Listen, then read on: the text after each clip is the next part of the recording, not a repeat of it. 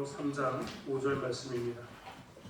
신약성경 335페이지에 있는 데살로니가 후서 2장 13절로 3장 5절 말씀입니다. 성경책이 없는 친구들은요, 김희가 입사님 앞에 있는 비치용 성경책을 좀 갖다 주세요. 뒤에 보면 비치용 성경책이 있으니까요, 성경책 없는 친구들은 성경책을 가져다 보시면 됩니다. 저 뒤에 황금 봉투 있는 곳에 비치용 성경책이 있습니다.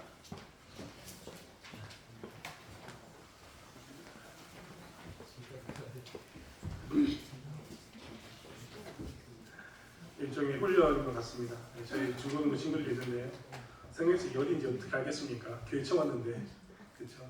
데살로니가 후서는 신약 성경, 여러분이 가진 성경책에 빨갛게 택이 붙어 있는 곳에 있습니다. 그리고 그 위에 페이지에 보면 335페이지라고 5페이지라고 목사님 가진 성경책은 335페이지에 있습니다. 데살로니가 후서 2장 13절로 3장 5절 말씀. 감사합니다.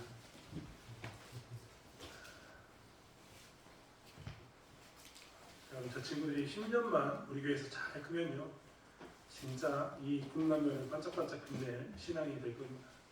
여러분 기도 많이 해주시고, 아멘. 정말 이 친구들이 신앙을 잘 자랄 수 있도록 위해서 기도해 주셨으면 좋겠습니다. 아멘. 고등학교 친구들이 몇 명 있는데 그 중에 우리 소민이는 참 잘 나오는데 기도의 제목도 있습니다. 여러분 더 많이 기도해 주셨으면 좋겠습니다. 아멘. 데살로니가 후서 2장 13절로 3장 5절의 말씀을 함께 합독 같이 읽겠습니다. 주께서 사랑하시는 형제들아, 우리가 항상 너희에 관하여 마땅히 하나님께 감사할 것은 하나님이 처음부터 너희를 택하사 성령의 거룩하게 하심과 진리를 믿음으로 구원을 받게 하심이니, 이를 위하여 우리의 복음으로 너희를 부르사 우리 주 예수 그리스도의 영광을 얻게 하려 하심이니라. 그러므로 형제들아, 굳건하게 서서 말로나 우리의 편지로 가르침을 받은 전통을 지키라. 우리 주 예수 그리스도와 우리를 사랑하시고 영원한 위로와 좋은 소망을 은혜로 주신 하나님 우리 아버지께서 너희 마음을 위로하시고 모든 선한 일과 말에 굳건하게 하시기를 원하노라. 끝으로 형제들아, 너희는 우리를 위하여 기도하기를 주의 말씀이 너희 가운데서와 같이 퍼져나가 영광스럽게 되고, 또한 우리를 부당하고 악한 사람들에게서 건지시옵소서 하라. 믿음은 모든 사람의 것이 아니니라. 주는 믿부사 너희를 굳건하게 하시고 악한 자에게서 지키시니라. 너희에 대하여는 우리가 명한 것을 너희가 행하고 또 행할 줄을 우리가 주 안에서 확신하노니, 주께서 너희 마음을 인도하여 하나님의 사랑과 그리스도의 인내에 들어가게 하시기를 원하노라. 아멘.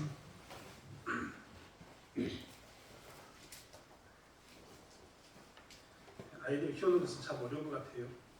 가정의 주일, 어린이 주일을 또 맞이하고 있는, 가정에다 어린이 주일을 맞이하고 있는데, 얘들 키우는 것은 하나를 키우든 둘을 키우든 혹은 셋이나 넷을 키우든 다 어려운 것 같습니다. 하지만 중요한 것은 아이들이 자라면 다들 자기 몫을 하게 된다는 겁니다. 특별히 그리스도 안에서 우리가 좋은 가치관과 바른 가치관을 세워놓으면 아이들은 정말 잘 자랄 줄 믿습니다. 안전은 어디서 오는가? 사실 우리는 안전하게 늘 꿈꾸고 삽니다. 나이가 들면 노후가 편안해지기를, 즉 안전해지기를 원합니다. 그렇지 않습니까? 나이 먹어서 그래서 돈이 필요하다, 나이 먹어서 건강이 필요하다, 다 이런 얘기를 합니다. 왜냐하면 이 안전이 필요하기 때문입니다. 노후에 아무것도 없으면 정말 비참한 걸 알기 때문에 사람들은 어떻게 하면 안전하게 살까, 어떻게 하면 좀 돈을 모아서 살까, 이런 것들을 고민하게 됩니다.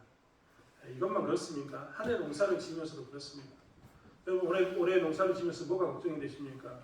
그저께 권사님이 하는 이야기 들어보니까 고추장 붙여놨는데 설이 내렸다고 걱정하시더라고요. 그렇습니다. 우리가 곰곰이 생각해보면 우리 농사를 지으면서도 우리는 농사가 잘 되기를 원하면서 안전했으면 좋겠다. 우리 농작물들이 안전하고 농작물들이 안전하면서 내 인생도 올 1년을 정산할 때 좋았으면 좋겠다. 좀 평안했으면 좋겠다. 안전했으면 좋겠다라는 생각을 하게 됩니다. 개인적인 것뿐만 아니라 국가도 그렇습니다. 국가도 항상 안전을 위해서 넣습니다. 우리나라에는 행정안전부라는 곳이 있습니다. 이름이 행정부가 아니라 행정에다 안전을 더했습니다. 항상 모든 것은 이름을 정할 때 목적을 두고 짓습니다. 그전에는 우리가 행정부 이렇게 불렀는데 행정부가 아니라 행정안전부. 이제 뭐가 강조됐습니까? 안전이 강조된 겁니다. 국가가 무엇을 걱정하기 시작하냐면 국민들의 안전을 걱정하는 그런 시대가 되었다라는 것을 표시하는 겁니다. 그래서 행정안전부의 주요 업무 지침에는 이렇게 나왔습니다. 국정운영의 중추부처이자 재난안전총괄 부서이다. 이것만 봐도 우리는 이 국가가 얼마나 국민의 안전에 대해서 관심을 두고 있는지 잘 알 수 있습니다.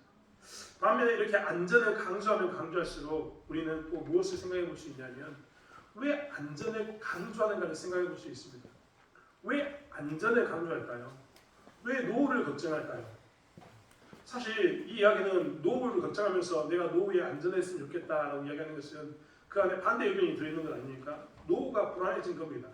그럼 노후는 왜 불안해졌습니까? 예전에 자녀를 키우면 자녀들과 함께 자라면서 내 노후는 자녀들이 책임져 주었습니다. 그런데 오늘날을 살아보니까 어떤 일이 생겼습니까? 자녀들은 내가 살펴보니까 자녀들 지들이 살기도 힘듭니다. 오히려 내가 받은 것을 나눠줘야 할 판입니다. 왜냐하면 세상이 너무 힘들어서 자녀들끼리 사는 것은 너무나 빡빡해 보이기 때문입니다. 우리 자녀들이 뭐 놀고 있으니까 아들도 나가서 일하고 며느리도 나가서 일하고 딸도 일하고 사위도 일하고 그런 시대가 됐습니다. 소위 말하면 맞벌이 시대가 된 겁니다. 그래도 자식 키우기 힘들다고 애들 안 낳으려고 합니다. 결혼은 안 하려고 합니다. 그만큼 힘드니까요. 이렇게 힘든 자녀들이 어떻게 노후에 우리를 책임져 주겠습니까? 그러니까 우리도 드는 생각이 뭐냐면 야 자식들에게 기대는 시대는 끝났다. 우리가 우리 스스로의 노년을 책임져야겠구나. 돈을 적당히 저축해두고 적당히 벌어둬야겠구나 라는 것을 생각할 수밖에 없는 겁니다. 그만큼 힘든 사회가 되니까 그런 일들을 준비하겠구나 라는 생각이 드는 겁니다. 국가가 행정안전부라고 이야기했던 것은 그만큼 시대적인 흐름이 어렵기 때문입니다. 우리는 IMF부터 시작해가지고 국제금융위기까지 이 과정을 겪으면서 얼마나 많은 가정이 무너졌는지를 봤지 않습니까? 그 전에는요 복지에 대해서 이야기할 때도요 그런 사람을 도와주는 것에 대해서 이야기할 때도요 한편으로는 불편한 마음이 있었다니까요. 어떤 불편한 마음입니까? 저 게으른 사람을 꼭 도와줘야 돼 이런 마음이 있었습니다.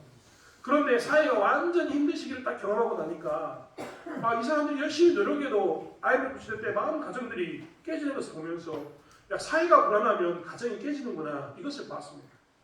국제금융의 시대도 봤습니다. 사회가 불안하면 정말 가정이 이렇게 산산조각 나는구나. 그리고 지금 저희는 또 경험하고 있지 않습니까?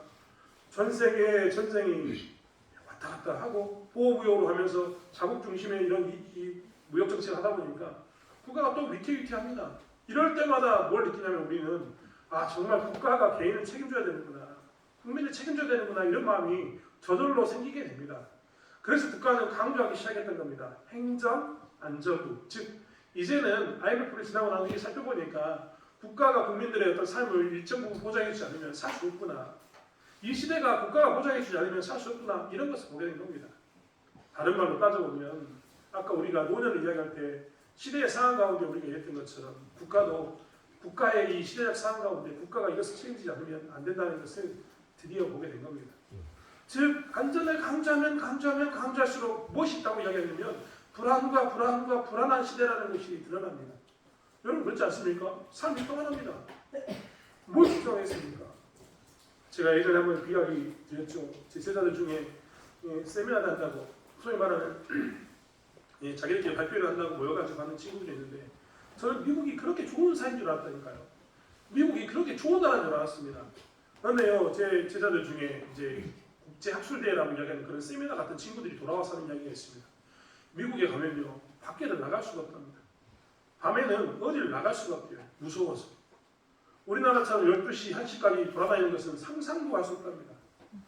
미국은 자동차가 지나가는 도로에 이 밤이 되면 신호등이 빨간불로 깜빡깜빡 이런답니다. 우리처럼 파란불, 초록불 이렇게 초록불, 빨간불 이런 게 되는 게 아니라 그냥 전멸적으로 깜빡깜빡 해놓는데요. 왜 그러느냐? 만약에 차가 가다가 파란불 딱 쓰지 않습니까? 충돌 가가지고 이렇게 돈내 나는 애들이 너무 많아가지고 밤이 되면 그냥 지나가라.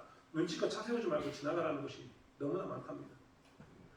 그만큼 그 사회가 불안한 사회가 된 겁니다. 그런 불안한 사회, 이런 불안한 사회가 되면 자연스럽게 뭐합니까? 그들은 안전을 강조할 수밖에 없습니다. 저희도 마찬가지입니다. 불안하니까 안전을 강조하는 겁니다. 자꾸 안전하는 것은 그만큼 시대가 불안하다 이런 의미가 된 겁니다. 그렇기 때문에 사실 우리는 그런 안전을 이야기할 때마다 늘 조심해야 됩니다. 뭘 조심해야 됩니까? 우리의 삶이 참 어렵구나. 정말 깨어있으면 안 되겠구나. 이런 경각심을 가져야 되는 거죠. 그런데 이게 비단 이 땅에 있는 삶만 그렇겠습니까? 여러분, 데살로니가 교회가요, 종말을 강조했던 이유가 있어요. 주님이 오시겠지. 마라나타, 주님이 오시겠지. 주님이 오실 거야. 주님이 오실 거야. 주님이 오실 거야. 왜 그랬을까요? 그들의 영적인 삶이 너무나 힘든 겁니다. 예수 믿는 것 자체가 너무나 힘들어요.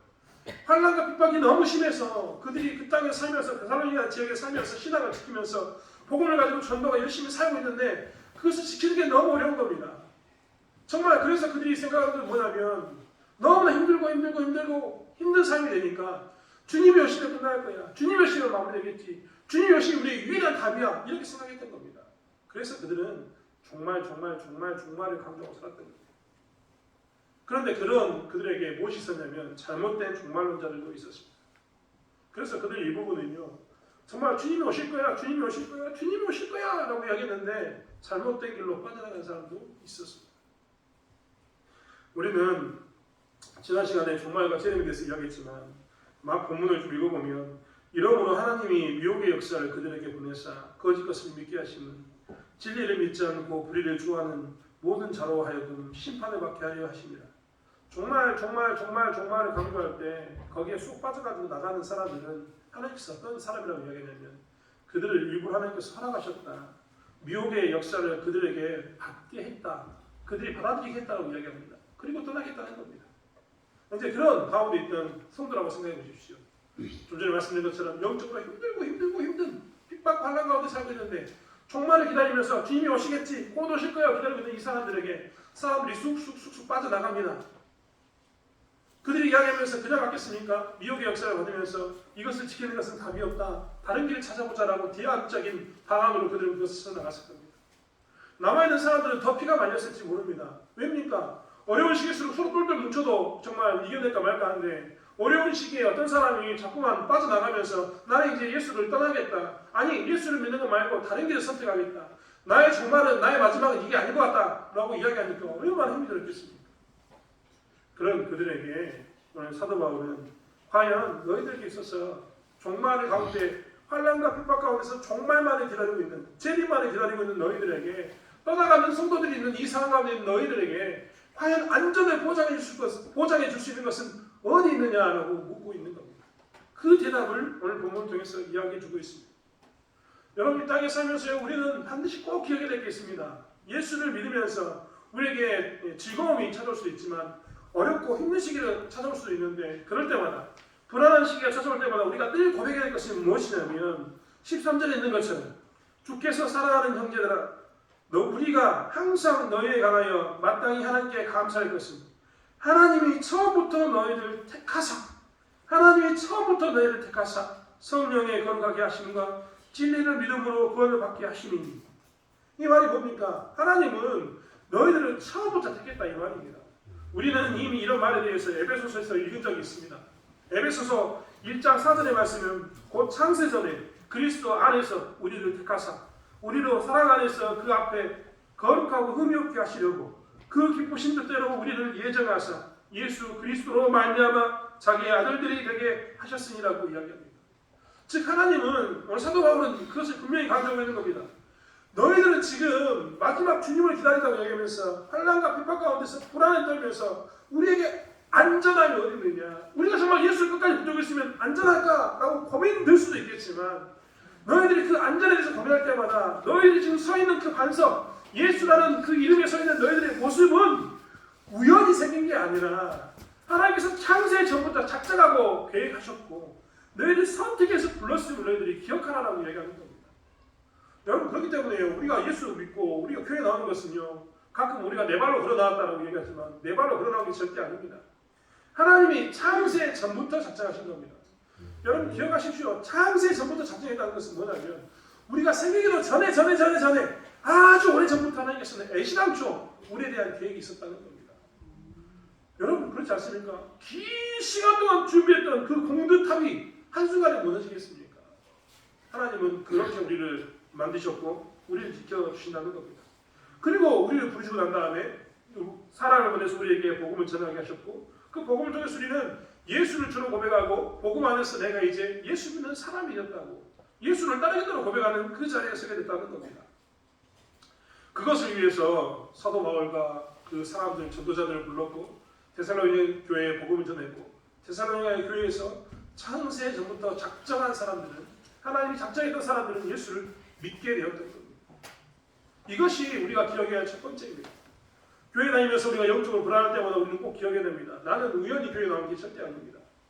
나는 우연히 이 자리에 앉아있는 것도 절대 아닙니다. 하나님께서는 긴 시간 동안 작정하셨고 만드셨다라고 이야기했습니다. 여러분 우리 가끔 우리가 하나님의 작품이라고 이야기하는데요. 긴 시간 공들여서 한 작품을 우리는 걸작이라고 이야기합니다. 그렇지 않습니까? 여러분 작품 하나를 만드는데 그냥 뚝딱뚝딱 만드는 건 그런 경우는 거의 없습니다. 정말 정교한 작업 그리고 정말 공들인 작업일수록 정말 내 마음을 쏟아부는 작업일수록 긴 시간 동안 투자합니다. 여러분 우리가 잘 알고 있는 미켈란젤로의 작품이나 혹은 유명한 사람들의 이런 그림 이런 것들은요 우리가 보기에는 그냥 뚝딱 그리는 것처럼 보이지 않습니까? 근데 절대 뚝딱 그리지 않습니다. 제가 아는 목사님이 수채화를 그리더라고요. 수채화. 저는 이 도화잔장에 수채화 그리는데 무슨 시간이 그렇게 많이 걸릴까 했는데요. 저 같으면 그냥 뚝딱 그릴 줄 알았거든요. 우리 미술 시간에 한두 시간에 그린 것처럼 그릴 줄 알았는데 그분의 화방에 가보니까요. 어떻게 되냐면 아예 그림 하나가 딱 걸려 있습니다. 딱 진짜로 거짓말하는 건 딱 요만한 그림인데 이 종이가 걸려 있는데 거기다가 그분이 그림을 그리면 한 달 내내 그린답니다. 한 달 내내. 그냥 그림이 조그만 그림이니까 우리 같았으면 뚝딱 이렇게 나올 줄 알았는데 그게 아니라 긴 시간 동안 그린다는 겁니다. 그것이 무엇이냐면 작품입니다. 그렇기 때문에 우리는요 자신감을 가지고 있어야 됩니다. 하나님이 창세 전부터 나를 계획하시고 불렀다는 이 자신감, 자존감이 우리에게 꼭 필요한 겁니다. 힘들고 어려울수록 불안할수록 우리는 그렇기 때문에 뭘 기억해야 되냐면 나는 하나님이 부르셨다는 것을 꼭 기억해야 합니다. 여러분 이것들을요 사실 신학적 용어로 이걸 따지면 우리 뭐라고 이야기하냐면 이것이 우리에게 부르신 소명입니다.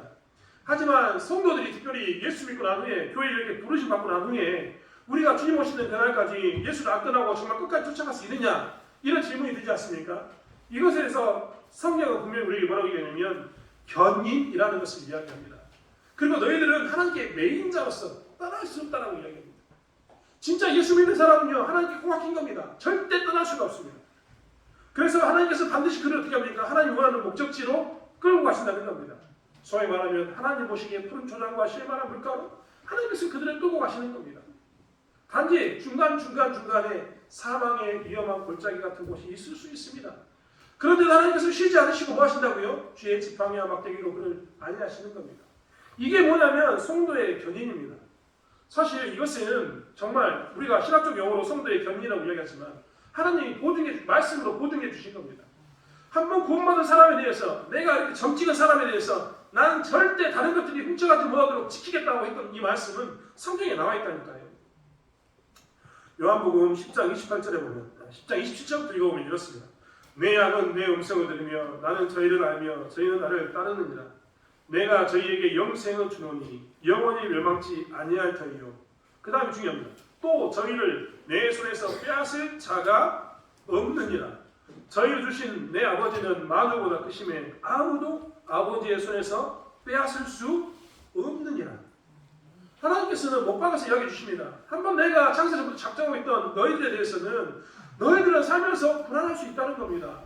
왜 안 불안하겠습니까? 불안하죠. 사람들은 다 떠나가고 나 혼자 남아있는 것처럼 보이는데 북한은 이것에 대해서 너희들은 잘못된 종교를 믿는다고 이야기해서 박해하는데 왜 안 무섭겠습니까? 그런데도 불구하고 내가 끝까지 예수를 붙들고 있는 이것 가운데 우리가 기억해야 될 것은 뭐냐면 그 불안한 가운데 우리가 기억해야 될 것은 뭐냐면 우리는 창세전부터 하나님께서 작정하셨고 오늘 이야기한 것처럼 한번 이 예수 그리스도 안에서 이렇게 손에 쥔 사람은 하나님의 손에서 빼앗아 갈 자가 있다고요? 없다고요? 없는 겁니다. 그렇기 때문에 우리는 무엇을 가지고 살았냐면 나의 안전은 하나님의 손에 있다는 것. 내 인생은 하나님의 손에 있다는 것을 고백하고 살아야 합니다. 여러분 그렇지 않습니까?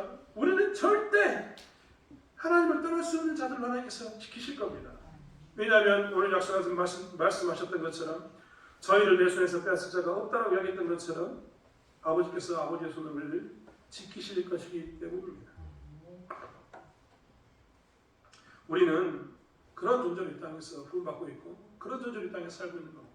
그렇기 때문에 우리가 불안할 때마다 우리는 먼저 창세전부터 하나님께서 만드신 그런 존재라는 것, 그리고 하나님께서 우리에게 말하는 소위 견인이라는, 하나님께서 우리에게 이끌으시라는 것을 꼭 이어가고 살아야 되는 겁니다. 이 두 가지만 기억한다면요, 우리는 불안할 때마다 이 두 가지만 기억한다면 우리는 이 불안함을 이겨낼 수 있는 겁니다. 안전한 곳에 그대로 거할 수 있는 것임을 보게 됩니다. 사실 우리는 이 땅에서 어떤 때는 육체가 죽임을 당하기도 합니다. 하지만 성경에서 늘 말하는 것처럼 육체만을 죽이는 자는 우리에게서도 두려워할 자가 아닙니다. 우리 육체와 영혼을 같이 죽이는 자가 정말 두려운 겁니다. 그분이 누구십니까? 하나님이십니다. 여러분 한번 생각해 보십시오. 예수 믿고 다 잘되고 다 잘돼가지고 형통하기만 하는 그런 것만 있을 것 같습니까? 그렇다면 스데반은 왜 죽었습니까? 스데반은 순교했거든요. 스데반은 순교자로서 그가 돌에 맞아 죽었습니다. 그 하나님께 범죄해서 돌에 맞아 죽었습니까? 아니요, 하나님 믿는 것 때문에 죽었습니다. 하지만요, 스데반은 우리가 보는 게 다릅니다. 그는 하늘의 보좌에서 하나님께서 그들을 지켜보고 계시는 것을 보고 얼굴이 하나해서 죽음을 맞이하였습니다. 그 말이 무엇이냐면 그는 하나님께서 그를 지키시는 것, 비록 육체는 소멸될지 모르지만, 죽임당할지 모르지만 그의 진짜의 삶인 영생에 대한 삶, 죽음 이후의 삶에 대해서 하나님께서 보증하시고 책임지신다는 것을 이미 보았다는 겁니다. 그렇기 때문에 사실 스데반의 입장에서는 불안해 보이지만, 이 땅에서 불안하게 죽임당하는 것처럼 보이지만, 세상 사람들은 야, 예수 믿고 결국 죽는 것밖에 더 있냐? 라고 이야기할지 모르지만 스데반은 진짜 안전한 것을 선택한 겁니다. 사실 우리는 이 믿음을 가지고 살아야 합니다. 하나님께서는요, 우리를 구원하시기까지 절대 쉬지 않습니다. 하나님께서는 우리를 구원하기 전까지 절대 우리를 놓아두시지도 않습니다. 주의 손에서 지키고 계신다는 겁니다. 성경은 우리에게 늘 이야기합니다. 사망이나 생명이나 천사들이나 권세자들이나 현재이나 장래이나 능력이나 높음이나 깊음이나 아무 피조물이라도 우리를 우리 주 그리스도 예수 안에 있는 하나님의 사랑에서 끊을 수 없으리라. 그럴 수 없다라고 분명히 말하고 있다는 겁니다. 그 어떤 것도 이 땅에서 하나님의 사랑에서 우리를 끊을 것은 절대 없습니다. 그리고 그 일은 반드시 주께서 하신 그 일은 반드시 예수의 날까지 이루어질 거라고 성경은 우리에게 강조하고 있습니다. 사랑하는 성도 여러분, 그렇기 때문에 교회 다니면서 불안하다 생각이 들 때마다 우리는 무엇에 집중해야 되냐면 예수께 집중해야 합니다. 나의 안전이 하나님께 예수께로부터 오기 때문입니다. 우리는 이 생각 가운데 종말을 준비하고 이 생각 가운데 우리 불안을 떨치고 살아야 합니다. 다른 방식으로 불안을 떨치고 사는 게 절대 아닙니다. 절대 다른 방식으로 불안이 떨어지는 것도 아닙니다. 오직 이 예수 안에서 창세전부터 우리가 계획되었고 작정되었고, 그리고 그리스도 예수 안에서 우리는 견인 가운데 구원의 날까지 이른다는 이것만을 고백하고 살아야 됩니다. 이것 가운데 그러면 우리는 종말을 어떻게 살아야 되느냐? 우리 안전이 죽겠다는 것을 이미 고백하고 그것을 믿음으로 사는데, 그러면 그가 우리의 현실에 펼쳐져 있지 않습니까? 어려운 박해가 펼쳐져 있고 환난이 펼쳐져 있습니다. 그러면 그때 우리는 어떻게 살아야 됩니까? 여러분, 그때는요, 먼저는 현실을 인정하고 살아야 합니다. 종말에 대한 현실을 인정하고 사는 겁니다. 현실을 인정하고 산다, 이것은 무엇입니까? 내가 환난을 당하고 핍박을 당하면 내가 뭐 잘못했는 거 아닌가? 내가 정말 무엇인가 크게 잘못해가지고 그런 건 아닌가? 내가 혹시 잘못된 것을 믿을 게 아닌가? 이런 마음을 갖는 게 아니라 나에게 환난과 핍박이 다가오는 것을 예수 믿는 길 가운데 당연히 따라오는 것이라는 것, 이것을 고백하고 사는 겁니다. 이게 현실을 인정하는 겁니다. 여러분, 예수 믿으면요 다 잘 될 거라고 이야기합니다. 물론 잘 되는 경우도 있습니다만 상식적으로 생각해 보면요 안 될 확률도 굉장히 많습니다. 이렇게 얘기하면 예수 안 믿으랍니까? 절대 안 됩니다. 왜 제가 이런 이야기 하냐면요, 월화수목금토일 정말 일요일까지 7일간 열심히 일하면요, 산술적으로만 계산해도 하루 일당이 10만 원이라고 이야기하면 7일 동안 일한 사람은 일주일에 70만 원 봅니다. 근데 우리는 예수 믿는다 하루 쉬지 않습니까? 그럼 우리는 얼마 봅니까? 60만 원 봅니다. 이렇게 산술적으로만 따져본다면 우리는 항상 손해보고 살고 세상보다 뒤처져 삽니다. 그런데 이것들을 인정하면 됩니다. 주일날 쉬는 것 때문에 손해보는 것 인정하면 됩니다. 대신 손해보는 것만큼, 손해본다고 생각하는 그만큼 하나님께서 우리에게 다른 것으로 채우십니다. 다른 것으로 이 채우심을 기대하면서 살아보십시오. 여러분, 정말 즐겁습니다. 아까도 말씀드렸지만 인생을 통째로 하나님이 주신 그 타임에 하나님 주신 그 삶에다 집어넣으면요 행복한 게 훨씬 더 많습니다. 여러분 이거는요 제가 말하는 게 아니라 세상에 있는 학자들도 그렇게 이야기합니다. 돈은 버는 것보다 쓰는 게 중요하다. 100만 원 벌어서 100만 원 쓰면 돈이 안 모입니다. 100만 원 벌었어요. 90만 원만 써야지 돈이 모이는 겁니다. 70만 원을 쓰고 그래야지 돈이 모이는 겁니다. 즉 나가는 게 없어야 돈이 모이는 겁니다. 산술적으로 우리가 좀 적게 벌어도요 하나님께서 나가지 않게 하시면요 그게 우리가 부자로 사는 방법 중에 하나입니다. 자꾸만 염려하고 근심하지 마십시오. 그가 나보다 돈을 더 많이 것 때문에 불안해하거나 그보다 적게 버는 것 때문에 내 노년이 틀어질까 그들과 다른 삶을 살기 때문에 내 노년이 힘들어질까 걱정하지 않으셔도 됩니다. 하나님께서 우리에게 있어서 뭐 하신다고요? 현실 가운데서 다른 것으로 채우실 것이기 때문입니다. 이것이 현실을 인정하는 삶입니다. 두 번째로 해야 할 것은 무엇이냐면 두려움을 이겨야 합니다. 두려움을 이긴다는 것. 두렵죠. 왜 안 두렵겠습니까? 남들은 100만 원으로 사는데 나는 50만 원으로 살아야 한다고 생각해 주십시오. 왜 두렵지 않겠습니까? 남들은 좋은 차 타고 다니고 좋은 집을 가지고 살면서 모든 것을 갖추고 사는 것처럼 보이는데 나는 상대적으로 박탈감을 느낍니다. 그러면 왜 불안하지 않겠습니까? 왜 걱정되지 않겠습니까? 이 불안함에 대한 두려움을 우리는 이겨내야 합니다. 여러분 우리는 살아가면서요 앞으로 계속 부딪히게 될 겁니다. 진짜 계속 부딪히게 됩니다. 아까도 말씀드린 것처럼 주의 성수 때문에 부딪히기도 합니다. 그렇지 않습니까? 농사짓는 농공이라고 이야기했으니까 다시 한번 얘기합니다만 주일날 농사 안 지으면 불안하지 않습니까?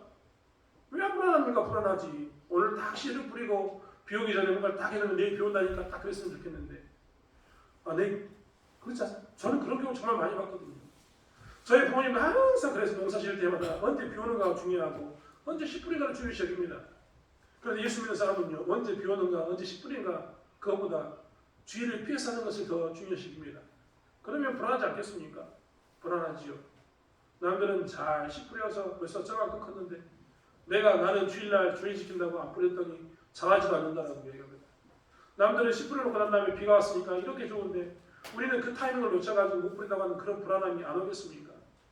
옵니다. 하지만 그 불안함에 대한 두려움을 이겨내야 합니다. 이겨내면 하나님께서 반드시 연말에 책임지십니다. 제일 어리석은 사람이요 중간에 잘하는 것을 강조하는 사람입니다. 이번에 아버님 보내드리고 식구들끼리 모여가지고 여러 가지 이야기를 했는데요. 그 중에 하나가 이제 서로의 억울함에 대해서 이야기하는 시간이었거든요. 그 중에 제 억울함에 대해서 제가 이야기를 했습니다. 특별히 공부에 대해서 제가 억울함을 정말 많이 이야기했습니다. 저 스트레스 엄청 많이 받았거든요. 저 친구들 중학생인데요. 저는 저 나이 때 두드러 맞으면서 공부했습니다. 정말 그래서는 안 되는데 요즘 말로 이야기하면 아동학대입니다. 시험 점수 떨어지면 팬티만 입고 쫓겨나기를 수십 번 했습니다. 제가 광주에 살았거든요. 중학교 다닐 때. 근데 광주 사람인데 저희 집 앞에 큰 도로입니다. 방림동에서 봉수도로 넘어가는 가장 큰 도로, 유일한 도로. 차 엄청 많이 다니거든요. 그 도로에서 쫓겨나면 갈 데가 없습니다. 골목이 정말 딱 이만큼 하거든요. 갈 데가 없어요. 정말 그렇게 공부했거든요. 근데 그때 우리 집에 공부하는 데 있어서 저의 공부하는 데 있어서 불지른 사람이 있었습니다. 누구였냐면 건너집, 도로 건너편 세탁소집 아들. 내가 진짜 그 집 아들 둘이 있었는데요. 위에 있는 애가 저하고 동갑이고 밑에 있는 애가 제 동생하고 동갑이었거든요. 중요한 것은 걔가 문제입니다. 걔가 어느 날 시험을 봤는데 모든 과목을 100점 맞았다는 겁니다. 소위 말하는 올백을 맞았습니다. 올백. 우리 때 좀 그런 게 있었지 않습니까? 올백 맞는 것에 대한 환상. 정말 다 맞았다고 이야기하면 막 어른들이 뭐 이런 거 생각이 있었는데 이 집 아들이 어느 날 올백을 맞았습니다. 올백을 맞아가지고 정말 집안이 난리 났습니다. 야 건너편 저 집 아들은 올백을 맞았는데 너는 뭐하냐? 점수가 있다고냐? 이런 엄청나게 비교를 당했거든요. 그 다음에도 성적만 떨어지면 건너편 아들은 올백 맞았는데 너는 뭐하냐? 엄청 이야기 들었습니다. 중요한 거는요. 고3이 돼가지고요. 저희 때 이제 대학 시험을 마쳤습니까? 제 학력고사 시대, 저희가 마지막 학력고사 시대인데 학력고사 시험을 보고 난 다음에요. 떨어졌습니다. 누가 떨어졌을까요? 그놈이 떨어졌습니다. 속이 시원하더라고요. 그놈만 떨어졌느냐? 우리 동네, 우리 집 근처에 있는 모든 친구들이 다 떨어졌습니다. 이러면 안 되는데 시원하더라고요. 나만 붙었습니다. 그래서 사람들이 뭐라고 얘기했냐면 아이고 저 집 아들은 올백 맞았다더니 떨어지고 저 집은 자식 잘 키워가지고 마지막에 대학 입학했다네 이런 말 들었습니다. 하다 보니까요 저희 어머니가 그 이야기 하더라고요. 그때는 속상해서 미쳐본 줄 알았는데 대학교 시험 보고 난 다음에 넘어가게 하겠다는 이야기 듣고 기분이 좋았다. 이 이야기 하시더라고요. 제가 왜 이야기하냐면요. 앞부분에 있는 것은 정말 중요하다고 생각하지만요. 중요한 게 아닙니다. 결과에 갔을 때 마지막 결과 정말 우리에게 학생이 제일 중요한 것은 물론 그 다음 사람도 있겠지만 일단 대학이 정말 중요한 거 아니겠습니까? 그때 올백을 이야기했던 이유도 좋은 대학교 가라고 그런 거였는데 대학교에 시험에 합격한 사람은 누구밖에 없었다? 네, 저밖에 없었다니까요. 이게 중요한 겁니다. 이게 우리는 자꾸 신앙생활 하면서요 앞부분만 생각합니다. 1년 농사를 지면서 아이고 내가 씨를 뿌렸어야 했는데 씨를 못 뿌렸다. 아이고 비가 왔어야 했는데 이 타이밍을 놓쳤다. 이런 것만 생각하는데 생각할 필요가 없습니다. 1년을 지난 시점에 가면요 하나님께서 우리를 하여금 그들보다 부족하게 써가지 않게 만드십니다. 하나님께서는요 1년이 아니라 10년 단위로 보시면요 그 가정을 점점 세워가시지 무너뜨리지 않습니다. 그렇기 때문에 우리는 초반에 있는 이런 것들에 대해서 불안해할 이유가 없습니다. 신자로서 우리가 살아가면서 예수 믿으면서 우리가 살아가면서 초반에 잘 되는 것 때문에 비교하면서 좌절하거나 할 이유가 없는 겁니다. 초반에 잘 되는 그들을 보면 우리가 불안하지 않습니까? 남들 다 잘 되는데 나만 안 되는 것처럼 보여가지고 얼마나 불안합니까? 하지만 그 불안함을 그 두려움을 이겨내는 것이 뭐냐면 신자로서 종말을 준비하는 모습인 겁니다. 사랑하는 성도 여러분, 그렇기 때문에 연초에 농번기가 시작된 이 시점에 두려워하지 마십시오. 저는 믿습니다. 여러분의 삶은 하나님께서 책임져 주십니다. 우리의 먹고 마시는 것 모든 것은 하나님께서 책임져 주실 뿐만 아니라 지금은 그들에게 뒤처진 것처럼 보이지만 예수 믿는 것 때문에 어느 시험으로 인해서 뒤처진 것처럼 보이지만 1년을 정산한 시점에 보면 여러분이 더 풍요로우실 겁니다. 아멘. 그게 아니면 10년, 20년 지나면 여러분의 가정이 더 세워질 것입니다. 아멘. 그렇기 때문에 두려움을 이겨내시면서 종말을 맞이하는 저와 여러분이 되었으면 좋겠습니다. 아멘. 마지막으로 종말을 위해서 우리가 할 것은 무엇이냐면 기도하는 것입니다. 우리 안전이 예수의 손에 있고 이 불안한 시대를 살고 있지만 우리는 이 현실을 인정하고 현실 가운데 있는 두려움을 이겨내야 되는데 그 중에서도 뭐냐면 기도하는 삶을 살아야 합니다. 아멘. 하지만 우리 기도하는 삶을 살 때 먼저 우리에 대해서 기도해야겠죠. 그렇지 않습니까? 당연히 우리 위해서 기도해야 되죠. 하지만 기도할 때는요 나를 위해서만 기도하는 게 아닙니다. 오늘 사도 바울은 3장 1절부터 5절 말씀을 통해서 뭐라고 이야기하냐면 우리를 위해서 기도해라 라고 이야기합니다. 여러분 한번 생각해 보십시오. 상식적으로 말이 안 되지 않습니까? 지금 종말 가운데 정말 위태위태하고 불안한 삶을 살고 있는 사람은 누굽니까? 데살로니가 교회 사람들입니다. 그런데 그들에게 편지 써가지고 사도 바울이 뭐라고 얘기합니까? 우리를 위해서 기도해라 이렇게 얘기합니다. 데살로니가 사람들이 더 급박한 상황 가운데 있으니까 지금 아니면 밖에 있는 사람들이 더 급박한 상황 가운데 있으니까 오늘 본문을 보면 데살로니가에 있는 사람들이 훨씬 더 급하고 위험한 상황 가운데 있거든요. 그런데 사도 바울은 뭐라고 이야기하냐면 우리를 위해서 기도해라 라고 이야기합니다. 우리의 복음을 전하는 것을 위해서 기도하라고 했던 이유는 무엇일까? 사실 사도 바울이 그렇게 기도하라고 했던 것은 무엇이냐면 기도의 능력 가운데서 안전을 구할 수 있다는 것을 알기 때문입니다. 우리는 사실 굉장히 연약합니다. 그리고 굉장히 부족합니다. 우리가 불안할 때요, 우리는 우리의 불안함을 어디서 해결할 때가 정말 많냐면 다른 사람이 나보다 먼저 가서 그 문제를 풀어갈 때 우리의 불안감이 해결될 때가 너무나 많습니다. 소위 말하는 동료라는 게 있고 동료들이 그 문제를 똑같이 고민하다가 답을 풀어가면 우리는 그때서야 안심합니다. 아, 저 친구가 저렇게 해서 이겨내는 거 보니까 나도 저렇게 하면 이겨내겠구나 라는 마음이 절로 생기는 겁니다. 하나님은 지금 사도 바울은 하나님은 사도 바울을 통해서 데살로니가 교회에 우리를 위해서 기도해라. 우리가 전하는 복음을 위해서 기도해라. 우리가 지켜지는 것을 위해서 기도라 해라 라고 이야기하는데 그것은 무엇이냐면 그들을 통해서 누가 위로받을 수 있기 때문에 데살로니가 교회가 위로받을 수 있기 때문입니다. 우리는요 우리의 문제만 걱정해서 전전긍긍하면서 우리의 문제만 풀리면 다 될 것처럼 보이지만요 사실 그렇지 않다니까요. 그의 문제가 풀리고 그가 그 문제 가운데 사람의 은혜를 입으면요 우리 또한 무엇이 생기냐면 힘이 생깁니다. 우리 또한 하나님이 살아계시는가를 보면서 나 또한 저들과 함께 같이 갈 수 있구나, 같은 방법으로 문제를 풀어갈 수 있구나라는 위로가 생기는 겁니다. 그렇기 때문에 기도할 때는요 종말을 맞이하면서 현실을 맞이하는 우리들이 기도를 해야 되는데 기도할 때는 나의 문제만을 놓고 기도하는 게 아니라 그들의 문제를 또한 놓고 기도하는 겁니다.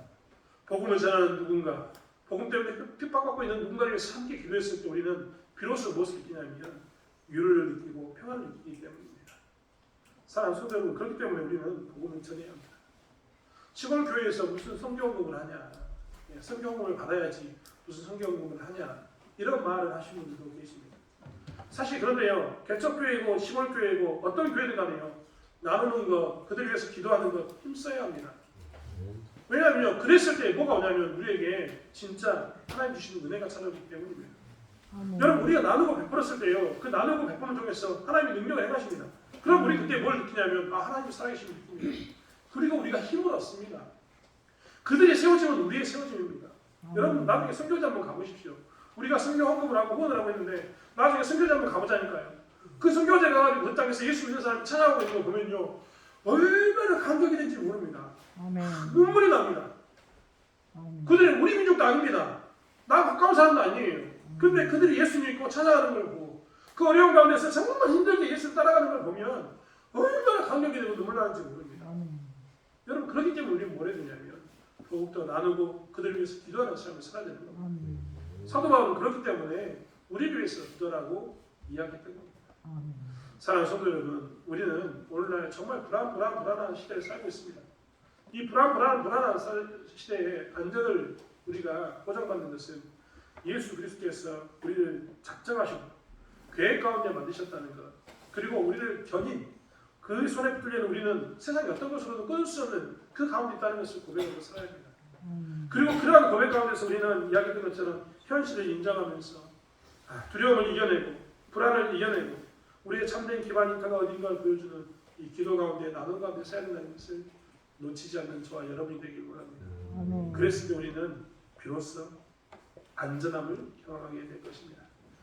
비록 세상이 흔들려도 우리가 그 불안감 때문에 우리의 안전을 버리는 예수를 버리는 그런 일에 서지 않고 더욱더 예수에게 매달려 사는 삶을 살게 될 것입니다.